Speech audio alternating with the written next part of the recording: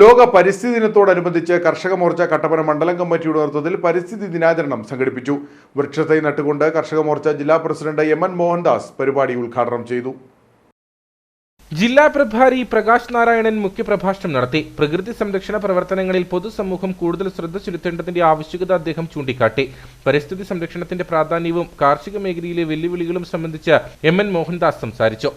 ഇന്ന് നമ്മൾ നേരിടുന്ന പ്രധാന വിഷയം എന്ന് പറയുന്നത് പ്രകൃതി ദുരന്തം കൊണ്ട് പാരിസ്ഥിതിക പ്രശ്നങ്ങൾ ഉണ്ടാകുക എന്നുള്ളതാണ്. അതേപോലെ തന്നെ തോടുകളും വയലുകളും കുളങ്ങളുമെല്ലാം നികത്തി വൃക്ഷങ്ങൾ വെട്ടിക്കളഞ്ഞ് പ്രകൃതിയെ ഹനിച്ചുകൊണ്ടിരിക്കുന്ന ഈ സന്ദർഭത്തിൽ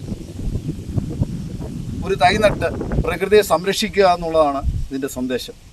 ചടങ്ങിൽ മണ്ഡലം vice president C N. Rajappan, general secretary Abin Jose, treasurer K P. Rajendran, ജില്ലാ കമ്മിറ്റി അംഗം രഘുനാഥ് കണ്ണര, മണ്ഡലം secretary Jose Vezhaparambil, general secretary Sajan Mathankunnel, booth committee president സി.കെ.